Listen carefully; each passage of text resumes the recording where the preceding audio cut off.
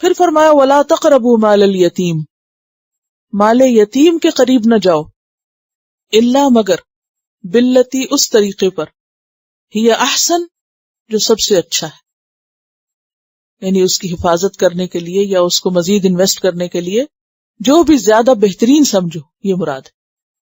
حتی یہاں تک کہ یبلغ وہ پہنچ جائے، کون؟ یتیم، اشدہ اپنی جوانی کو، سن بلوغ کو، میچیورٹی کو۔ سورۃ النساء میں آپ تفصیل سے یتیم کے حقوق کے بارے میں پڑھ چکے ہیں۔ آیت 6 میں آتا ہے وَلَا تَأْكُلُوهَا إِسْرَافًا وَبِدَارًا أَن يَكْبَرُوا وَمَنْ كَانَ غَنِيًّا فَلْيَسْتَعْفِفْ وَمَنْ كَانَ فَقِيرًا فَلْيَأْكُلْ بِالْمَعْرُوفِ وَأَوْفُوا بِالْعَهْدِ، اور عہد کو پورا کرو۔ کون سا عہد؟ ایک تو اسی کانٹیکسٹ میں جو یتیم کے ساتھ یا یتیم کے مال کی حفاظت اور نگرانی کے سلسلے میں تم نے اللہ سے یا بندوں سے کیا، تو اس عہد کو پورا کرو، یا پھر عام عہد ہیں جیسے سورۃ المائدہ کے شروع میں آتا ہے یا ایھا الذین آمنوا اوفوا بالعقود، البقرہ میں بھی آتا ہے والموفون بعہدہم اذا عاہدوا، کہ اللہ کے بندے اللہ کا عہد پورا کرنے والے ہیں جب بھی وہ عہد کریں۔ المؤمنون 8 میں آتا ہے والذین هم لاماناتہم وعہدہم راعون، اور وہ لوگ جو اپنی امانتوں اور عہدوں کی نگرانی کرتے ہیں۔ وَأَوْفُوا بِالْعَهْدِ، اور عہد پورا کرو، وفا کرو، نبھاؤ۔ کیوں؟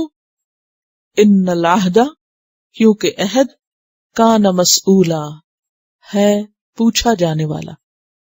یہ بھی مفعول کے وزن پر، مسئول، یعنی عہد کے بارے میں قیامت کے دن پوچھ ہوگی کہ جو کہا تھا وہ کیوں نہیں پورا کیا۔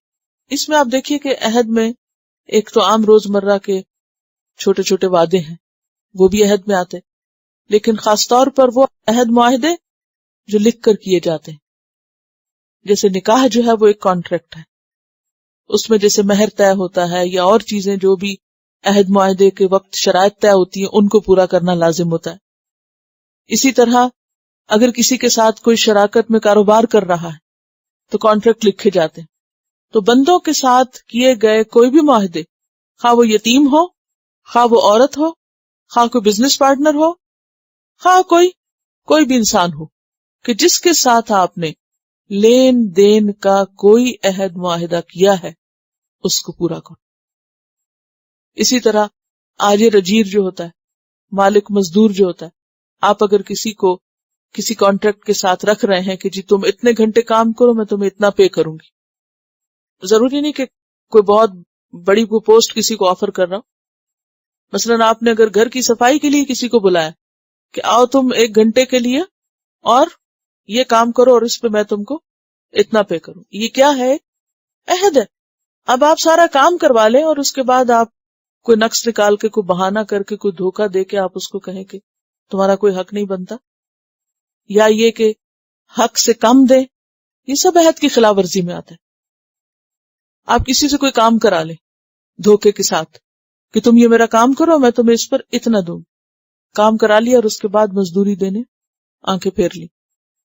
یہ سب چیزیں ایسی ہیں کہ جن کا اگر دنیا میں کوئی مظلوم، کوئی کمزور اپنا حق نہیں لے سکتا تو قیامت کے دن اللہ اس کو اس کا حق دلوائے گا۔ حدیث میں آتا نا کہ کیا تم جانتے ہو کہ فقیر کون ہے؟ کون لوگ ہیں جو فقیر ہیں؟ لوگوں نے کہا اللہ اور اس کا رسول بہتر جانتے۔ فرمایا کہ وہ جو قیامت کے دن پہاڑ جتنے اعمال لے کر آئے گا، نیکیاں ڈھیروں ڈھیر کما کے، لیکن کسی کا حق مارا ہوگا، کسی کے ساتھ زیادتی کی ہوگی، تو پھر وہ اپنی نیکیوں میں سے ان کو بدلہ دے گا۔ یعنی اگر آپ دنیا میں کسی کی اجرت مار جاتے ہیں، کسی کے ساتھ کیا ہوا ہے توڑ دیتے ہیں اور اس کو نقصان اٹھانا پڑتا ہے، تو اب دنیا میں آپ اس کو کمپنسیٹ نہیں کہ وہ بیچارہ تڑپ تڑپ کے رو کے اور دکھ اٹھا کے چپ کر کے بیٹھ جائے کہ اب میں کیا کر سکتا ہوں، اگر میں نام بھی لوں کہ میرا حق مجھے دو تو میری اس سے بڑی شامت آئے گی۔ تو دنیا میں وہ شخص مظلوم چپ ہے، لیکن قیامت کے دن تمہیں اپنی نیکیوں میں سے اس کا حق دینا ہوگا، کہیں نہیں بھاگ کے جا سکتے۔ اس کی پوچھ ہوگی. ان العہد کان مسئولا.